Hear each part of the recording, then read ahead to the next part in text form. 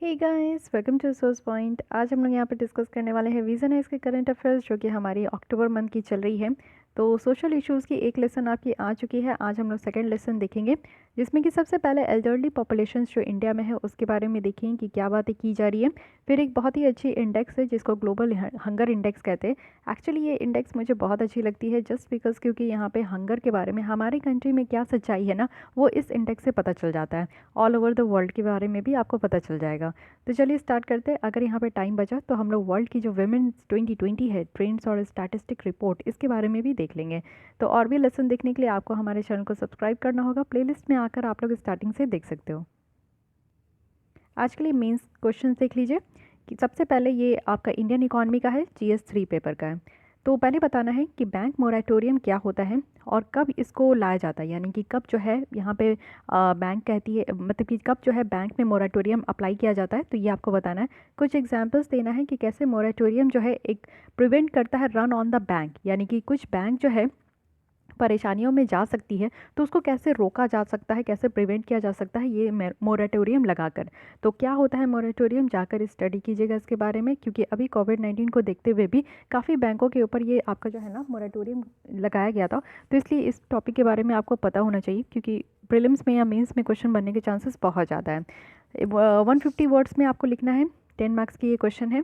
और अगर आप चाहते हो कि हमारे प्रोग्राम के साथ आप लोग ज्वाइन हो सको, प्रोग्राम में ज्वाइन होने का मतलब है कि जो भी आप लोग आंसर लिखोगे तो हमें आप भेज सकते हो। हमारे द्वारा जो है, हमारे टीम के द्वारा उसे इवेलुएट किया जाएगा और आपको सजेस्ट किया जाएगा कि आप कहाँ पे मिस्टेक कर रहे हो और उसको किस तरीके से जो है आप लोग यहाँ पे इम्प्रूव भी कर सकते हो। तो उन सारी चीज़ों को जानने के लिए आपको यहाँ पे मेल करना होगा। मेल के थ्रू आपको भी सारी इन्फॉर्मेशन प्रोवाइड कर दी जाएगी।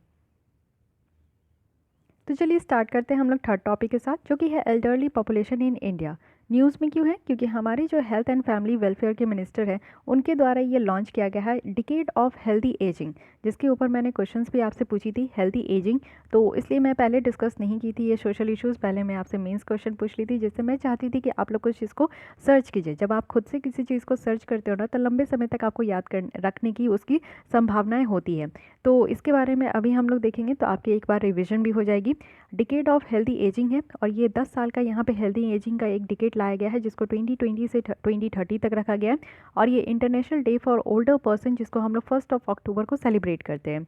तो ये डिकेड ऑफ हेल्दी एजिंग है जो कि इंडोर्स किया जा रहा है WHO के द्वारा, और कब? तो अगस्त 2020 में। ठीक है, ये एक अपॉर्चुनिटी है जिससे कि हम लोग गवर्नमेंट को, सिविल सोसाइटी को, इंटरनेशनल एजेंसीज़ को, प्रोफेशनल्स को, एकेडमिया को, कुछ मीडिया को, प्राइवेट सेक्टर्स को जो है ना एक साथ ला सकते हैं, वो भी 10 साल के लिए। और 10 साल के लिए जो है ना, कैसे यहाँ पे हम लोग ओल्डर पीपल्स को, जो थोड़े से बूढ़े हो जाते हैं लोग, जो कि अपनी एजेस जो है उनकी बढ़ जाती है, तो उनकी लाइफ्स को किस तरीके से इम्प्रूव किया जा सकता है और क्या क्या अच्छा खासा एक्शन ले सकते हैं हम लोग, जिससे कि उनकी लाइफ और उनको जीने में सहूलियत मिले। तो इस तरीके से जो है ये काम करने के लिए सारे गवर्नमेंट, सारे international agency, civil society, professionals, academia सब एक साथ आएंगे यहाँ पे 10 साल के लिए, जो कि काफ़ी बेटर होगा। इंडिया में आप देखो कि जो डिकेड ऑफ हेल्दी एजिंग है ना, इसमें क्या क्या है, तो इसमें बहुत सारे नेशनल हेल्थ प्रोग्राम्स भी हैं ऑलरेडी इंडिया में चल रहे हैं, तो उसको यहाँ पे देखा जाएगा। साथ ही इंटर सेक्टरल जो कोऑर्डिनेशंस है दूसरे डिपार्टमेंट और मिनिस्ट्रीज़ के साथ, तो उसको भी यहाँ पे बैठाया जाएगा। अब पहले इंडिया में हालचाल देखते हैं, क्या स्टेटस है हमारे यहाँ एल्डरली पॉपुलेशन का। अगर हम लोग अपनी जो फेमस सेंसस है, जिसको जनगणना भी कहते हैं, जो कि हर एक 10 साल में होती है, तो लास्ट सेंसस जो कि 2011 का था उसी को हम लोग फॉलो करते हैं। अब हमारे यहाँ जो सेंसस कंडक्ट होने वाली है वो नेक्स्ट ईयर होगी 2021 में, तो इसलिए अभी तो वो आई नहीं है। जब 2021 आ जाएगी तो उसके बाद हर एक जगह 2021 की डेटा को यूज़ किया जाएगा, लेकिन फ़िलहाल सेंसस जो 2011 का है उसको हम लोग यहाँ पे फॉलो करते हैं। तो पॉपुलेशन सेंसस अगर 2011 की देखें तो इसके द्वारा ये बताया गया कि हमारे कंट्री में 104 मिलियन एल्डरली पीपल है, जिनकी एज यहाँ पे 60 या फिर इससे ज़्यादा है। 53 मिलियन इसमें से फीमेल है और 51 मिलियन जो है मेल है, यानी कि फ़ीमेल की नंबर यहाँ पे ज़्यादा है, मेल्स की नंबर यहाँ पे कम है। एक रिपोर्ट जो कि यूनाइटेड नेशन पॉपुलेशन फंड के द्वारा और हेल्पेज इंडिया के द्वारा यहाँ पे रिलीज़ किया गया था, वो यहाँ पे सजेस्ट करते हैं कि जो एल्डरली पर्सन का जो नंबर है ना, वो एक्सपेक्ट किया जा रहा है कि आगे आने वाले 6 सालों में 2026 तक जो है 173 मिलियन तक बढ़ेगा। तो यानी कि एल्डरली पॉपुलेशन का एज जो है वो हमारे कंट्री में बढ़ने वाली है। तो अगर कंट्री में हमारे जो है इस तरीके से एज बढ़ेगी तो उसके लिए हमें पहले से तैयार होना चाहिए, क्योंकि आपको पता है कि जो एल्डरली पर्सन होते हैं आपके घर में भी होंगे जिनकी एज यहाँ पे 60 ईयर्स या फिर 60 ईयर्स से ज़्यादा है, वो आपके दादा दादी नाना नानी लोग होते हैं, तो उनको आप लोग देखते हैं कि काफ़ी तरीके की प्रॉब्लम होती है। एक तो अगर हम लोग यहाँ पे अगर पुरुषों की बात करें तो 60 ईयर्स में वो रिटायर्ड हो जाते हैं। अब लंबे समय तक जॉब में जाने के बाद, काम करने के बाद, अगर उनको आप कंप्लीटली 24 आवर्स के लिए घर पे बैठा दो तो किसी के लिए भी ये टफ़ हो जाता है, तो कोई काम नहीं होता है। और साथ ही साथ रिटायरमेंट के बाद भी आप लोग देखते हो कि बहुत सारे लोगों के साथ ऐसा होता है कि रिटायरमेंट के बाद कोई पूछता नहीं है, कुछ ज़्यादा उनकी वैल्यू नहीं होती है। तो इसलिए वो थोड़े से कटे-कटे हो जाते हैं, सोसाइटी से भी कट जाते हैं, फैमिली में भी आप देखो कि थोड़े से जो है इस तरीके से ओल्ड एज लोगों के साथ जो है कुछ अच्छा व्यवहार नहीं होता है। क्योंकि ऐसा मैं इसलिए कह रही हूँ ना, क्योंकि आप लोग रिपोर्ट भी देखोगे कि काफ़ी लोग जो है वो बेघर हो जाते हैं। काफ़ी लोग आप लोग देखोगे कि जो ऐसे ओल्ड एज होते हैं उनको घर से बाहर निकाल दिया जाता है। ऊपर से आप देखो कि हेल्थ इश्यू तो बहुत सारे होते हैं। एक तो डिजीज़ेस उनको इतना ज़्यादा होता है, वो ना ही सही से चल पाते हैं, ना ही बहुत सारी हेल्थ इश्यूज़ पे हेल्थ कॉम्प्लिकेशंस निकल कर आती है। तो बहुत ज़्यादा ज़रूरी है कि ऐसे समय में इन लोगों का जो है साथ देना, इन लोगों का ख्याल रखना। 71% जो एल्डरली पॉपुलेशन है वो हमारे यहाँ जो है ग्रामीण क्षेत्र में बसते हैं, और मात्र 29% ऐसे हैं जो कि अर्बन एरिया में बसते हैं। तो ये भी एक बहुत बड़ी आप लोग जो है एक डेटा कह सकते हो। ओल्ड एज डिपेंडेंसी अगर रेशियो देखें तो वो भी बढ़ चुका है। यानी कि डिपेंडेंसी कहने का मतलब है कि यहाँ पे जो है अपने बच्चों के ऊपर, जो भी माँ बाप होते हैं जिनकी एज यहाँ पे 60 ईयर्स या फिर इससे ज़्यादा बढ़ जाता है ना, तो वो अपने बच्चों के ऊपर ज़्यादा डिपेंडेंट हो जाते हैं। तो ये जो डिपेंडेंसी है ये बढ़ चुकी है। 1961 में ये बताया जा रहा है कि 10% था, वहीं 2011 में बताया जा रहा है कि 14% हो चुका है। फीमेल्स और मेल के लिए आप देखोगे तो जो वैल्यू है रेशियो का, वो यहाँ पे बहुत ज़्यादा अंतर तो नहीं देखने को मिलेगा। 14.9% बताया जा रहा है फीमेल्स के लिए, और मेल्स के लिए कितना है तो 13.6% है। डिपेंडेंसी रेशियो क्या होता है, वही होता है जो कि एक एज पॉपुलेशन रेशियो है, जो कि टिपिकली आपका लेबर फोर्स में नहीं है, और वो है जो कि टिपिकली आपका लेबर फोर्स में है। यानी कहने का मतलब है कि यहाँ पे आप लोग इसको लेमन लैंग्वेज में समझने का कोशिश कीजिए कि डिपेंडेंसी रेशियो आप लोग देखते हो कि आपके दादा दादी जो है ना वो आपके पापा मम्मी पे ऊपर आभार हो जाते हैं। कई बार क्या होता है कि डिपेंडेंट हो जाते हैं, फिनेंशियली भी डिपेंडेंट होते हैं, क्योंकि पेंशन तो मिलता है जो भी यहाँ पे जॉब में होते हैं, चाहे दादा हो दादी हो, दोनों अगर जॉब में होते हैं तो आफ्टर 60 ईयर्स जो है उनको पेंशन मिलता ही है। काफ़ी यहाँ पे इंश्योरेंस सिक्योरिटी भी मिलता है। बट उसके बावजूद भी जो है ना डिपेंडेंट हो जाते हैं, वो फ्रिक्वेंटली बाहर नहीं जा पाते हैं। उनको अगर कोई भी चीज़ की ज़रूरत हो, या जो है कभी कभी आप लोग देखोगे कि उनको इतना डिजीज़ होता है कि वो अपने हेल्थ का भी उतना ख्याल नहीं रख पाते। डॉक्टर्स के पास भी वो लोग अकेले नहीं जा पाते हैं, हमें ही लेके जाना चाहिए। तो ये सारी जो है डिपेंडेंसी होती है। ठीक है, स्टेट वाइज अगर डेटा आप देखो एल्डरली पॉपुलेशन का, तो बताया जा रहा है कि केरल में सबसे ज़्यादा जो है एल्डरली पॉपुलेशन का यहाँ पे मैक्सिमम है 12% तक। उसके बाद गोवा में है, और फिर तमिलनाडु में है, जो कि यहाँ पे सेंसस 2011 के ही बेसिस पे हम लोग देख रहे हैं। और सबसे कम कहाँ है एल्डरली पॉपुलेशन, तो ये भी याद रखना है, दादर एंड नागर हवेली में, जो कि सिर्फ मात्र 4% ही है। इसके बाद अरुणाचल प्रदेश है, और दमन एंड दीव है, मेघालय है। अगर कुछ चैलेंजेस देख लेते कि क्या-क्या उनके द्वारा फेस किया जाता है, तो मुझे नहीं लगता कि हार्डली इसके लिए कुछ बताने का ज़रूरत है, क्योंकि आप लोग ऑलरेडी अपने अगल-बगल देख के फ़ील कर सकते हो। लेकिन फिर भी सबसे प्रॉब्लम होता है कि एजिस्ट स्टीरियोटाइप, यानी कि स्टीरियोटाइप ये होता है कि कैसे हम लोग सोचते हैं, फिर उसके बाद प्रेजुडिस है होता है कि कैसे हम लोग फ़ील करते हैं, डिस्क्रिमिनेशन है कि कैसे एक्ट होते हैं। तो इस तरीके का आपको देखने को मिलेगा कि जब जो यहाँ पे एल्डरली पॉपुलेशन होते हैं, उनके लिए कुछ अलग सा ही फीलिंग्स होता है। जब वो यंग एज में होते हैं तो उनके लिए ज़्यादा अट्रैक्टिवनेस होता है, उनके लिए अटेंटिवनेस होता है, ये सारी चीज़ें होती हैं। बट जो है ना स्टेरियोटाइप थिंकिंग हो जाती है, उन लोग को ऐसे ही लगता है कि यही चीज़ें होगी। आप लोग दादी नानी लोग का आप लोग देखोगे कि वो लोग जो है ना जो सोचते आ रहे थे वही चीज़ें वो फॉलो करते हैं। आज के डेट में वो अपने हिसाब से ही चलाना चाहते हैं। वो कुछ नया चेंज को अडॉप्ट करने में उनको थोड़ा टाइम लगता है। इवन आप लोग देखो कि जितना स्मार्ट तरीके से हम लोग स्मार्टफोन को चला पाते हैं, इवन छोटे बच्चे भी चला लेते हैं, 5 साल के हो 4 साल के हो। लेकिन वही चीज़ें उनको ये चीज़ सीखने में अगर आप लोग अपने दादा दादी को सिखाओ तो थोड़ा उनको दिक्कत हो जाता है। तो थोड़े एजिस्ट स्टेरियोटाइप थिंकिंग भी हो जाती है। उसके बाद फैमिली का स्ट्रक्चर भी चेंज हो जाता है। ट्रेडिशनली आप देखो कि इंडियन सोसाइटी में जो है एज ओल्ड जो जॉइंट फैमिली सिस्टम है ना, वो आज के डेट में आप देखो कि सोशल और इकोनॉमिक सिक्योरिटी को सेफगार्ड करता है। यानी कि अगर जॉइंट फैमिली है तो एल्डरली पॉपुलेशन अगर वहाँ पे है, यानी कि बहुत बड़ा फैमिली है, तो उसमें अगर दादा दादी नाना नानी रह रहे तो उनको ज़्यादा प्रॉब्लम नहीं होता है। लेकिन आज के डेट में क्या सिस्टम निकल कर आया है, न्यूक्लियर फैमिली का। इसमें क्या होता है कि जैसे देखिए एक फैमिली है, मेनली इसमें क्या होता है, एक दादा होंगे एक दादी होगी, ठीक है। पापा होंगे, मम्मी होंगे और इनका मान लीजिए 2 बच्चा है, एक सन है यहाँ पे, एक डॉटर है, ठीक है। तो क्या होता है कि पापा की जहाँ पोस्टिंग होती है ना, वहीं पे मदर भी चली जाएगी और इनके बच्चे भी चले जाएँगे। तो ये लोग अलग हो जाते हैं और दादा-दादी जो है अपने पुश्तैनी घर पे ही रह जाते हैं। तो बहुत कम बार देखा जा रहा है, क्योंकि न्यूक्लियर फैमिली में क्या होता है कि लोग जो है ना, हम दो हमारे दो वाले सिस्टम चल रहे हैं। बाकी दादा दादी नाना नानी का जो है ना टेक केयर ये लोग लेना ही नहीं चाहते। आज की डेट में मेजोरिटी यही होता है, क्योंकि काफ़ी हम लोग इस टॉपिक के ऊपर बात भी किए हुए हैं। तो इससे जो है ना इनको काफ़ी प्रॉब्लम होती है। अब ये सोचिए कि इस एज में जब वो खुद से चल नहीं पाते, उनको चलने में प्रॉब्लम होता है, उनको सोचने में प्रॉब्लम होता है, उनको सोसाइटी से वो कट जाते हैं, दोस्तों से मिल नहीं पाते हैं, लेटेस्ट टेक्नोलॉजी में वो लोग जो है डिपेंडेंट नहीं हो पाते। तो फिर कैसे काम चलेगा, उनको कितनी तरीके की परेशानियाँ झेलनी पड़ती होगी। इनसिक्योरिटी हो जाता है, उनका लाइफ जो है इनसिक्योर हो जाता है। और साथ ही साथ अगर देखें तो सोशल सपोर्ट भी बहुत कम है, क्योंकि अगर आप लोग देखोगे कि सबसे ज़्यादा जो वल्नरेबल है हमारे कंट्री में, यानी कि जो स्थिति जिनकी दयनीय है, वो है एल्डरली पॉपुलेशन।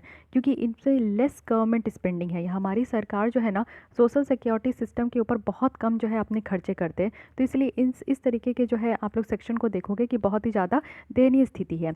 और साथ ही चेंजिंग वर्ल्ड है, यानी कि जो ग्लोबलाइजेशन, टेक्नोलॉजिकल डेवलपमेंट हम लोग बात करते हैं, अर्बनाइजेशन की, माइग्रेशन की बात करते हैं, इन सब के कारण जो है ना सबसे ज़्यादा जो पीसता है वो हमारे एल्डरली पॉपुलेशन पीसते हैं। क्योंकि आप भी देखो, आप भी मजबूर हो कि आप पढ़ने के लिए जो है अपनी मम्मी पापा को घर पे छोड़ के दूसरी जगह बैठ के पढ़ रहे हो, तैयारी कर रहे हो, यूपीएससी का तैयारी कर रहे हो, या फिर आप जॉब भी कर रहे हो, तो आप अपने घर से दूर रह रहे हो, मम्मी पापा अपने घर पे रहते, आप लोग कहीं जाकर जो है माइग्रेट करके दूसरी जगह रूम लेकर रहते हो, ठीक है। या तो अर्बनाइजेशन हो गया, तो लोग जो है गाँव को छोड़कर थोड़ा अर्बन एरिया में आके शिफ्ट हो रहे हैं, तो वो भी जो है ना मम्मी अपने दादा दादी को लेकर नहीं आते हैं। बहुत हुआ तो अपने अगर शादी हो गई तो अपनी बीवी को लेकर आते हैं, नहीं तो मम्मी पापा को लेकर आते हैं। तो इस तरीके का चीज़ देखने को मिलता है, जिससे कि काफ़ी ज़्यादा प्रॉब्लम हो जाती है हमारे एल्डरली पॉपुलेशन को। हेल्थ हेल्थ के अगर पर्सपेक्टिव से देखें तो मेडिकल प्रॉब्लम है, वो डिपेंडेंट हो जाते हैं कि उनको डॉक्टर के पास कोई लेकर जाएगा तो ही जाएंगे, अकेले कैसे जाएंगे, ना चल पाते हैं, ना उनको कुछ उतना ज़्यादा कांटेक्ट, ये सब वगैरह बहुत तरीके की चीज़ होती है।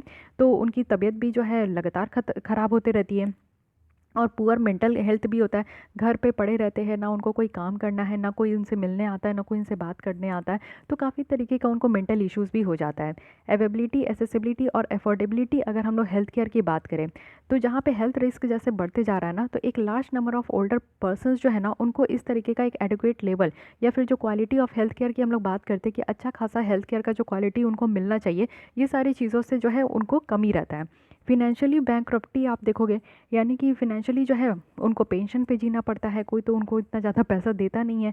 और आप देखो कि बहुत ज़्यादा प्रॉब्लम होता है, क्योंकि उनको जो है ना प्रॉपर्टी अपना ट्रांसफ़र करना होता है, क्योंकि जितने भी माँ बाप होते हैं, लास्टली उनको क्या करना होता है कि उनको अपना प्रॉपर्टी अपने बच्चों को देना होता है, जिससे कि वो फिनेंशियली आप देखोगे ना तो वो डिपेंडेंट हो जाते हैं, उनके पास कुछ बचता नहीं है। साइकोलॉजिकल प्रॉब्लम होता है, यानी कि आप लोग देखो कि अकेलापन का फ़ील होता है, काफ़ी तो डिप्रेस भी हो जाते हैं, काफ़ी को ये फ़ील होता है कि अब यूज़लेस है, उनका किसी को कोई काम नहीं है, कोई उनसे कोई मतलब नहीं रखता। आइसोलेट हो जाते हैं, पड़े रहते हैं, उनसे अगर कोई बात किया तो किया, नहीं किया तो नहीं किया, क्योंकि सब कोई अपने लाइफ में बिज़ी है। तो ये सारी चीज़ें उनको देखने को मिलती है। वे फॉरवर्ड में ये बताया जा रहा है कि उनकी हेल्दी एजिंग को फॉस्टर करने के लिए और उनका जो लाइफ है ना उनको इम्प्रूव करने के लिए, साथ ही उनके फैमिली के, कम्युनिटीज़ के लाइफ को इम्प्रूव करने के लिए जो है ना एक फंडामेंटल शिफ्ट की ज़रूरत है। तो इसमें क्या करना है कि एज फ्रेंडली इन्वायरमेंट बनाने की ज़रूरत है, यानी कि जो फिज़िकल और सोशल बैरियर है ना उसको ख़त्म करने की ज़रूरत है। एक policy, system, service, product, technology, ये सारी चीज़ों को इम्प्लीमेंट करने की ज़रूरत है। साथ ही हेल्थ को प्रमोट करना है, और जो फिज़िकल और मेंटल कैपेसिटी है उसको यहाँ पे आप लोग को मेंटेन करके चलना है। एड्रेस करना है डाइवर्सिटी, यानी कि बहुत तरीके के आपको ओल्डर एज देखने को मिलेंगे। तो ये सारे ओल्डर एज को, यानी कि 60 ईयर्स से, 70 ईयर्स से, 80 ईयर्स से, इवन 100 ईयर्स भी होते हैं, 120 ईयर्स के भी होते हैं। तो ये सारे जो डिफरेंट डिफरेंट डाइवर्सिटी देखने को मिलते हैं ना, इन सबको जो है एड्रेस करने की ज़रूरत है। लॉन्ग टर्म केयर करना है, ऐसा नहीं है कि यहाँ पे हेल्थ केयर जो प्रोवाइड करना है वो तो क्वालिटेटिव होनी भी चाहिए, और साथ ही साथ लॉन्ग टर्म भी हो, कि जब तक वो जीवित रह रहे हैं ना वो सम्मान के साथ जिए। कोई भी जीना चाहता है ना तो सम्मान के साथ जीना चाहता है, बेइज्जती तो किसी को भी बर्दाश्त नहीं होता। और मुझे नहीं लगता कि बेइज्जती जो है ना वो किसी को बर्दाश्त करनी भी चाहिए। अगर आपकी कोई बेइज्जती कर भी रहा है ना, तो आप उनको जो है उस समय तो मुँह हाथ कान मत तोड़ना उसका, लेकिन जिस चीज़ के लिए वो बेइज्जती कर रहे हैं ना उनको वो प्रूव करके दिखाना, ठीक है। जैसे अभी आप लोग बहुत ज़्यादा तैयारी कर रहे हो, काफ़ी लंबा वक्त अगर आपको लग गया होगा, तो आपके रिलेटिव ही आपके मुंह पे बेइज्जती करके चले जाते होंगे कि इससे ना हो पाएगा, इस पे तो मुझे पूरा यकीन था, पैसे बर्बाद करेगा, ये करेगा, वो करेगा। लफागिरी करेगा, बदमाशी करेगा, तो ये क्या पढ़ेगा? ऐसा होता है। लड़कियों का भी होता है कि जल्दी शादी कर दो, कब तक घर पे बैठाओगी, कब तक पढ़ाओगी, इसका पता नहीं एग्ज़ाम में होगा भी कि नहीं होगा। तो ये सारे ना रिलेटिव्स को ज़्यादा चिंता होते हैं। आपके मम्मी पापा को तो कम होते होंगे, लेकिन रिलेटिव्स बहुत ताना मारते हैं और बेइज्जती भी बहुत करते हैं। तो उनको बस जवाब देना है, ठीक है? उनके इस बातों से ना उदास होने की ज़रूरत नहीं है। बस एक बार आप लोग जो है ना ज़हन में घुसा लीजिए कि ठीक है, जब भी आपको लगे कि पढ़ने का मन नहीं कर रहा है, तो उनकी बातें याद करके जो है ना, आप लोग जो है इस तरीके का मोटिवेशन, उसको एक काइंड ऑफ मोटिवेशन बनाइए कि नहीं, आपको उन सारे लोगों को जवाब तो देना ही है जो आपके ऊपर उंगली उठा के चले गए। उनकी हिम्मत कैसे हो गई कि आपके ऊपर उंगली उठा के चले गए? हर एक इंसान में एक यूनिक टैलेंट होता है। और एक चीज़ मानिए कि अगर आप सोच लिए हैं ना कि आपको ये काम ज़िंदगी में करना है, तो प्लीज़ आप लोग तन मन धन से लग जाइए। धन इसलिए कह रही हूँ क्योंकि थोड़ा तो आप लोग को ये बुक्स वगैरह परचेज़ करने में, रहने में पैसे तो खर्च करने ही पड़ते हैं। कुछ भी फ्री ऑफ कॉस्ट तो अवेलेबल है नहीं। तो इसीलिए कुछ तो आप लोग को खर्च करने ही पड़ेंगे, तभी आप लोग का ये चलेगा। तो तन मन धन तीनों चीज़ें ज़रूरत होती है किसी भी पैशन को अचीव करने में। साथ ही यहाँ पे अगर आप लोग देखो कि यही चीज़ है कि लॉन्ग टर्म केयर होना चाहिए। जो भी यहाँ पे बुज़ुर्ग लोग हैं ना, उनके लिए एक लंबे समय तक जब तक वो जिए ना, एक सम्मान के साथ जिए और इसी तरीके का उनको फ़ील कराए। वो जो अकेलापन फ़ील करते हैं वो नहीं होना चाहिए, एक काइंड ऑफ एंगेजमेंट होना चाहिए। मुझे तो ऐसा लगता है ना कि हर एक सोसाइटी में जो है ना, जितने भी ओल्ड एज पीपल हैं उनके लिए एक अलग से पार्क हो, जिसमें कि मैंडेटरी हो कि वो इवनिंग में आए, वॉक करे, एक दूसरे से मिले। वो सिर्फ ओल्ड एज के लिए ही हो, ठीक है? जैसे बच्चों के लिए पार्क बनाया जाता है ना, तो क्यों बच्चों के लिए ही पार्क हो? ओल्ड एज के लिए भी पार्क हो, जहाँ पे उन लोग के लिए सुविधा हो, तो वो ज़्यादा बेटर रहेगा। क्योंकि जो ओल्ड एज वाले होते हैं ना, वो बच्चों के पार्क में जाकर जो है ना खुश नहीं फील करते। जैसे आप लोग भी चिल्ड्रंस पार्क में जाना पसंद करते हो, नहीं ना पसंद करते हो? तो हर एक एज ग्रुप के लिए एक अलग सा पार्क होना चाहिए। तो इनके लिए भी होना चाहिए, जिसमें कि शाम में आए, सुबह में आए, जो कि वो योगा करें, हेल्दी रहने के लिए, फिट रहने के लिए मेडिटेशन करें। साथ ही शाम में, इवनिंग के टाइम में वो थोड़ा सा घूमे फिरे, वहाँ पे जो है मतलब कि चाय कॉफ़ी ये सारी चीज़ों का भी इंतज़ाम होनी चाहिए। तो मुझे ऐसा लगता है कि हर एक सोसाइटी में, हर एक कॉलोनी में इस तरीके का एक पार्क बनाना चाहिए, ठीक है? जिससे कि एक बहुत अच्छा रहता है। जब आप दूसरे अकेले जब आप रूम में बंद रहते हो, लॉकडाउन के टाइम में आप लोग फ़ील कर सकते हो कि कैसा फ़ील होता होगा। लेकिन जब आप दोस्तों से मिलते हो तो एक अलग अलग तरीके की एनर्जी निकल कर आती है, तो वो ज़रूरी है, ठीक है? वैसे तो यूपीएससी का कभी लॉकडाउन, यूपीएससी एस्पिरेंट की लॉकडाउन ख़त्म नहीं होती है। वो तो देश में लॉकडाउन लगाया गया था, लेकिन हमारी और आप लोग की जो लॉकडाउन है, वो जब से प्रिपरेशन आप स्टार्ट किए हो तब से आपका स्टार्ट है। लेकिन इतना भी अकेला मत कर लीजिए खुद को कि एक दिन डिप्रेशन में आ जाइए। लोगों से बात करते रहिए, दोस्त लोग जो है बहुत अच्छा मोटिवेट करते हैं। साथ ही यहाँ पे क्या है कि अच्छे खासे कानून बनाने चाहिए। एल्डर पीपल्स के लिए कानून की कमी है, ठीक है? तो कानून बनाना बहुत ज़्यादा ज़रूरी है। ग्लोबल मेजर्स लाना चाहिए। जैसे कि आप बिहार का एक कानून देखोगे, मुझे बहुत अच्छा लगता है कि 2018 में ही ये इनैक्ट किया गया था कि अगर कोई भी बच्चे अपने पेरेंट्स को अगर घर से बाहर निकालते हैं, जैसे अगर फादर को बाहर निकालते हैं after the age of 60 years, क्योंकि रिटायरमेंट के बाद, और मदर को बाहर निकालते हैं, अगर सिंगल मदर है, फादर अगर गुजर गए हैं और मदर अगर सिंगल है, अगर इस तरीके से अपने पेरेंट्स को अगर आप बाहर निकालते हो ओल्ड एज में, तो बहुत ही अच्छा इम्प्रीजमेंट का प्रोविज़न है, डायरेक्ट पेनल्टी है, कोई मर्सी नहीं है उसमें। तो उस तरीके का कानून ऑल ओवर द इंडिया में होना चाहिए। तो ये बिहार की कानून है। आई डोंट नो कि अदर स्टेट में इस तरीके के कानून है कि नहीं है, बट मुझे अभी क्लिक किया सडन, तो मैं ये बता रही हूँ किस तरीके की कानून की ज़रूरत है कि कोई भी अपने माँ बाप को अकेले ना छोड़े, कोई भी अपने माँ बाप को जो है ना इस तरीके से बाहर ना निकाले घर से। तो ये होना चाहिए। ग्लोबल मेजर्स क्या क्या लिया जा रहा है? काफ़ी ग्लोबल कंपेजिंग किया जाता है एज एज को लेकर। रिसर्च भी किया जा रहा है, जेनेटिक्स, और जो इसको यहाँ पे जेरोंटोलॉजिस्ट कहते हैं, जिसको कि फर्दर और ज़्यादा इंक्रेज करने की ज़रूरत है। यानी कि जो ओल्ड एज पर्सन के जो स्टेटस के ऊपर जो स्टडी करते हैं, उनको यहाँ पे हम लोग जेरोंटोलॉजी भी कहते हैं। तो ये सारी, जैसे जनरेशन बढ़ते जाती है ना, जैसे हमारी एज बढ़ते जाती है, तो हमारे सोचने का तरीका भी बढ़ते जाता है। आप लोग याद कर सकते हो, खुद को ही फील कर सकते हो कि नेक्स्ट जो प्रीवियस ईयर था, उस समय आपकी लेवल क्या थी सोचने की, और आज की डेट में आप कितना मैच्योर हो चुके होंगे। तो यही चीज़ें होती हैं। खैर कोई नहीं, चलिए आइए देख लेते हैं कि क्या क्या इनिशिएटिव सरकार के द्वारा लिया गया है एल्डरली पॉपुलेशन को टैकल करने के लिए।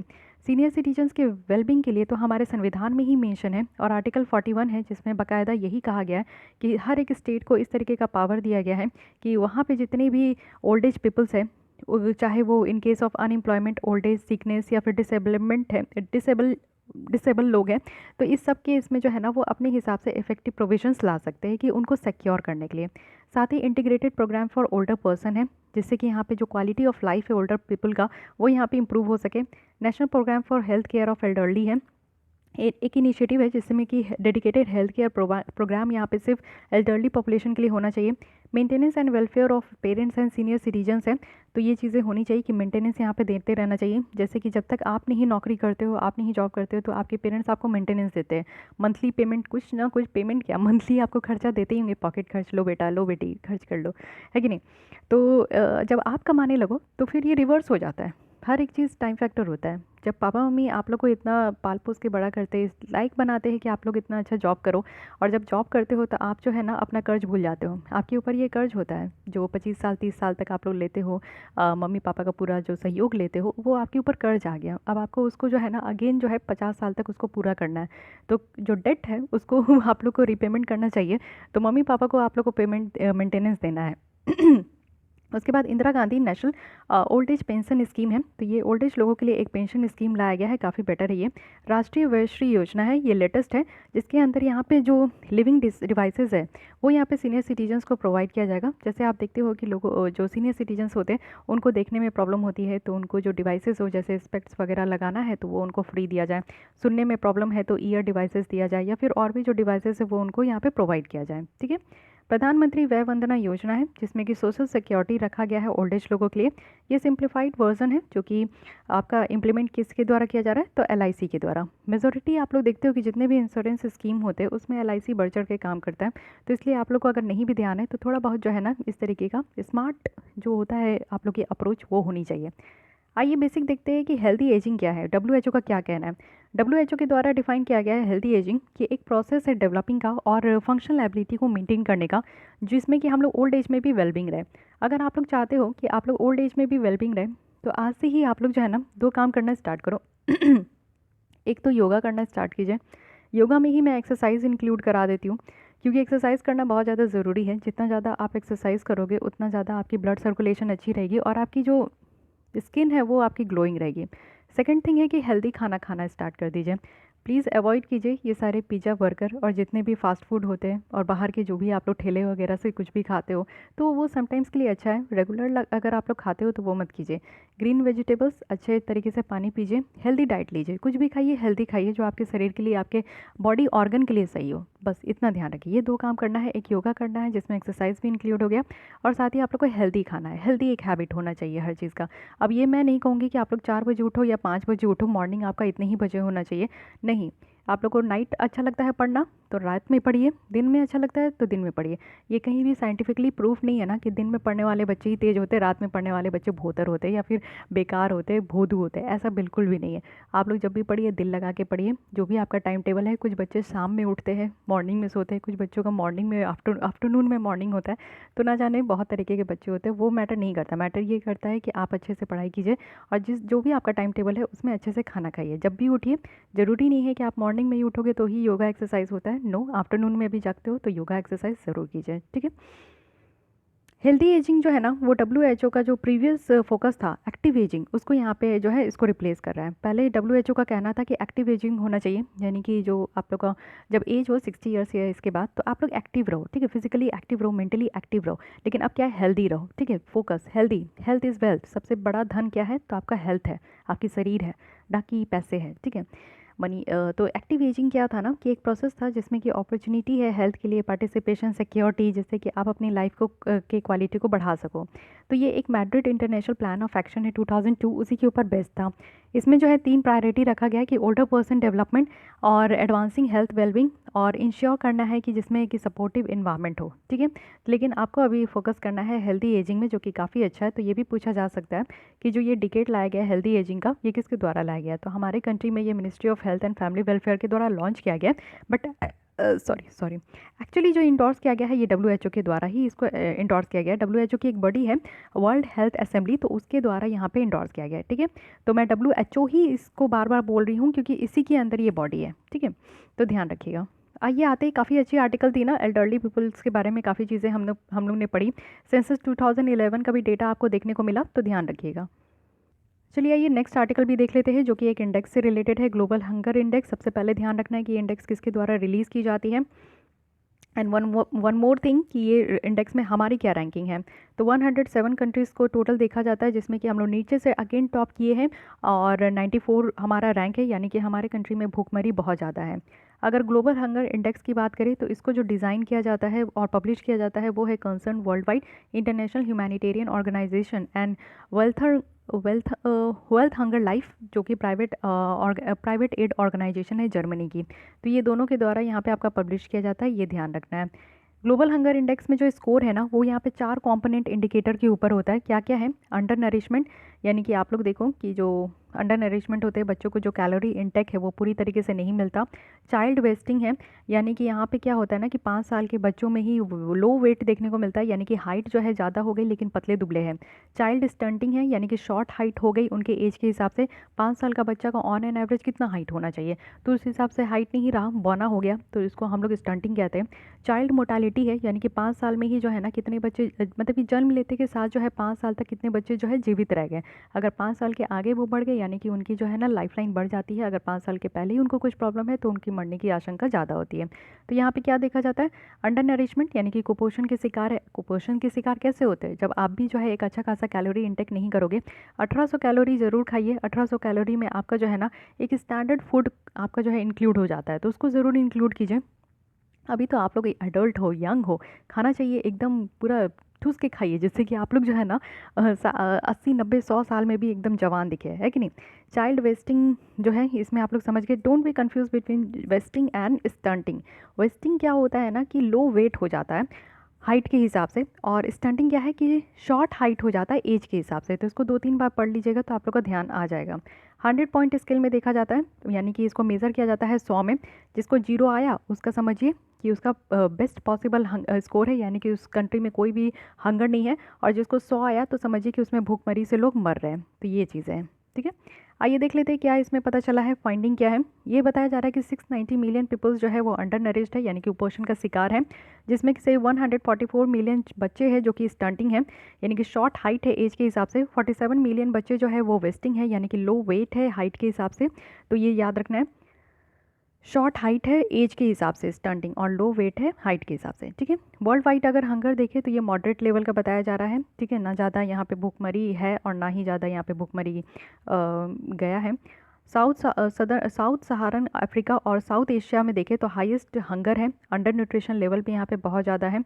साथ ही आप देखें कि 3 कंट्रीज़ जिसमें कि अलार्मिंग लेवल है, यानी कि भूखमरी जो है हद से ज़्यादा है, वो है मडागास्कर, चड और तिमोर लिस्ते।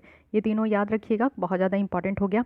वर्ल्ड जो है ना वो यहाँ पे आप लोग देखो कि इस तरीके का नहीं चल रहा है कि हमारा जो सस्टेनेबल डेवलपमेंट गोल का टोटल 17 गोल है, जिसमें कि गोल नंबर 2 जो है वो यहाँ पे एलिमिनेट हंगर की बात करता है, तो इसको अचीव कर पाएगा। ज़ीरो हंगर की बात यहाँ पे किया जाता है गोल नंबर 2 में। गोल नंबर 1 क्या है? No poverty. नो पॉवर्टी और सेकंड क्या है? Zero hunger. तो ये दोनों जो है एक दूसरे से इंटर रिलेटेड है। अगर गरीबी नहीं होगी तो भूखमरी नहीं होगी, भूखमरी नहीं होगी तो गरीबी नहीं होगी, ठीक है। तो यहाँ पे ऐसा नहीं लग रहा है कि जिस हिसाब से ये रिपोर्ट है, रिपोर्ट की यहाँ पे बातें बताई जा रही है, उस हिसाब से ऐसा नहीं लग रहा है कि वर्ल्ड जो है यहाँ पे ग्लोबल हंगर इंडेक्स में जितना भी सबका रैंक आया है, उस हिसाब से जो सस्टेनेबल डेवलपमेंट गोल का टारगेट है 2030 तक यहाँ पे अचीव करना, वो हम लोग कर पाएंगे। इंडिया का क्या डिलेमा है ये देखिए। 107 कंट्री में सिर्फ 13 कंट्रीज़ हैं जो कि इंडिया से वॉर्स कंडीशन में। और कौन कौन सी कंट्री है? तो ये है रवांडा, नाइजीरिया, अफगानिस्तान।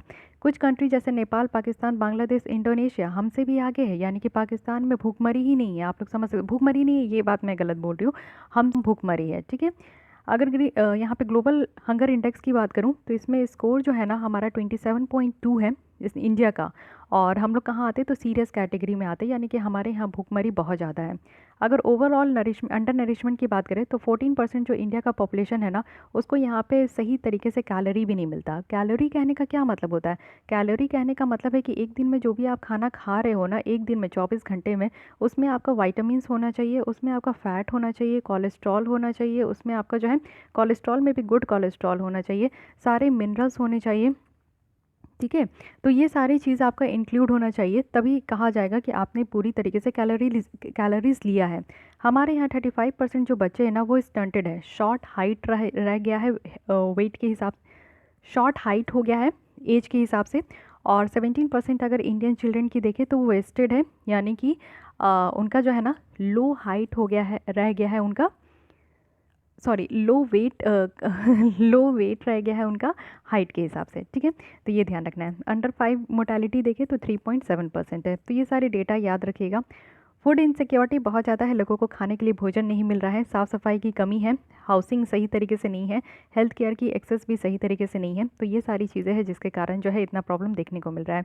इंडिया में आप देखो 17 million tons of food stock जो है वो सेंट्रल पूल्स जो है वो स्टोर करके रखते हैं food corporation of India welfare में। तो ये एनफ नहीं है जिससे कि हम लोग जो है ना वन मतलब कि कोई भी भूखे नहीं रहे, उस चीज़ को हम लोग यहाँ पे इंश्योर नहीं करा सकते हैं, ठीक है। फूड सिक्योरिटी होना चाहिए। और स्टॉक करने का मतलब क्या होता है कि स्टॉक करें, जैसे कि आप कोरोना वायरस जब लॉकडाउन भी लगा था तो सरकार क्या बोली थी, एफसीआई के द्वारा क्या कहा गया था कि हमारे यहाँ इतने फूड के स्टॉक है कि किसी को कोई प्रॉब्लम नहीं होगी, भोजन की कमी नहीं होगी, ठीक है। तो भोजन की कमी नहीं होगी, लेकिन ऐसा थोड़ी है कि जो लोग यहाँ पे खरीद नहीं पाते हैं, जो लोग अनएम्प्लॉयड है, जो लोग यहाँ पे गरीब है, उनके पास जो है भोजन पहुँच रहा है, नहीं पहुँच रहा है ना, वो तो भूख से ही मर रहे हैं। नेशनल फूड सिक्योरिटी एक्ट है हमारे यहाँ 2013 का, जिसमें ये कहा गया कि फूड सिक्योरिटी इंश्योर कराना है, वो भी मोस्ट वल्नरेबल कम्युनिटीज़ में। वैसे सेक्शन के लोग जिनको यहाँ पे भोजन खाने को नहीं मिलता है तो उनको भी यहाँ पे अवेलेबल कराना है। यहाँ पे जो है राशन डिस्ट्रीब्यूशन करना है, फेयर प्राइस शॉप से मिड डे मील प्रोग्राम लाया गया बच्चों के लिए, जो कि स्कूल में उनको खाना दिया जाए, न्यूट्रिशन मिलना चाहिए पूरा। मैटरनिटी बेनिफिट प्रोग्राम लाया गया बच्चों के लिए, प्रेग्नेंट मदर के लिए, आंगनवाड़ी के लिए, आंगनवाड़ीज़ में ये सब जो है प्रोग्राम लाया गया। तो ये सारी कुछ प्रोग्राम है हमारे यहाँ। प्रोग्राम की कमी नहीं होती है, लेकिन वही बात है कि इम्प्लीमेंटेशन सही से नहीं हो पाता है, या तो फिर कुछ लोगों की जो ज़रूरत होती है वो इस प्रोग्राम से बाहर ही रह जाते हैं। रीज़न क्या है ये इस डिलेमा का? तो एग्रीकल्चर आउटपुट जो है वो स्मॉल और मार्जिनल होल्डिंग से जो है या तो वो स्टैग्नेंट है, रुका है, या तो वो डिक्लाइन हो रहा है। यानी कि जो यहाँ पे एग्रीकल्चर जो आउटपुट है हमारे कंट्री में, वो स्मॉल और जो मार्जिनल होल्डिंग्स है, यानी कि ऐसे फार्मर्स जिनके पास 1 हेक्टेयर से भी कम की ज़मीन में जो वो काम कर रहे हैं, वो या तो रुका हुआ है या तो वो घट रहा है। इनकम अगर आप अनऑर्गेनाइज सेक्टर्स का देखोगे तो वो भी घट रहा है, क्योंकि ये कोविड-19 के कारण जो है सबसे ज़्यादा जो हिट हुआ है वो अनऑर्गेनाइज सेक्टर्स हुआ है। और अनऑर्गेनाइज सेक्टर्स में हमारे इंडियंस जो काम करते हैं वो आपको 92% तक देखने को मिलेंगे।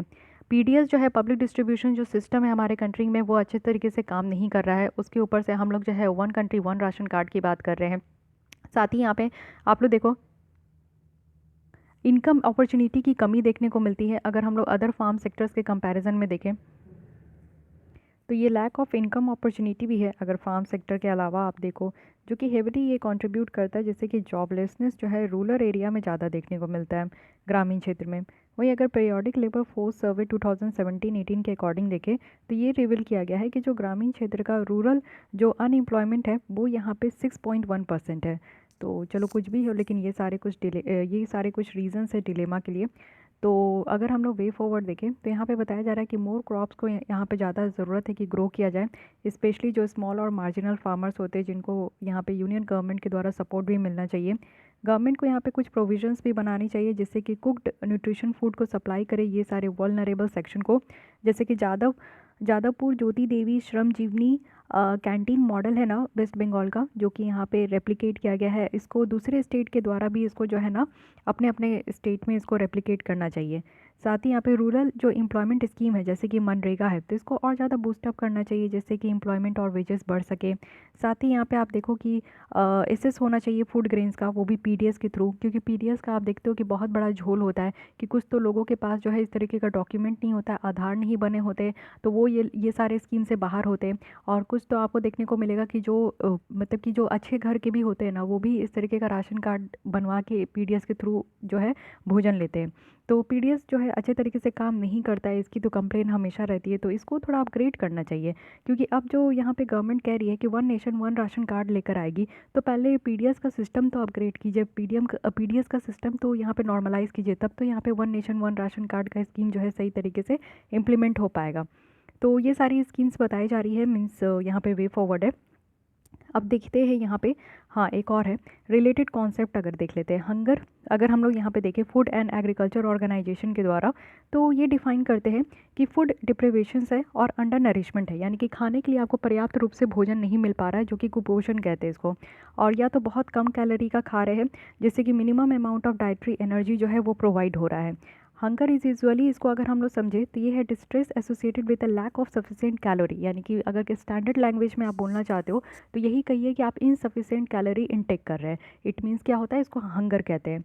अंडर न्यूट्रिशन क्या कहते हैं, यानी कि ये इनएडिक्वेट इनटेक ऑफ फूड, यानी कि ज़रूरत से ज़्यादा आप कम खाना खा रहे हो, या तो वो क्वांटिटी में हो या तो क्वालिटी में हो, तो इसको यहाँ पे अंडर न्यूट्रिशन कहते हैं।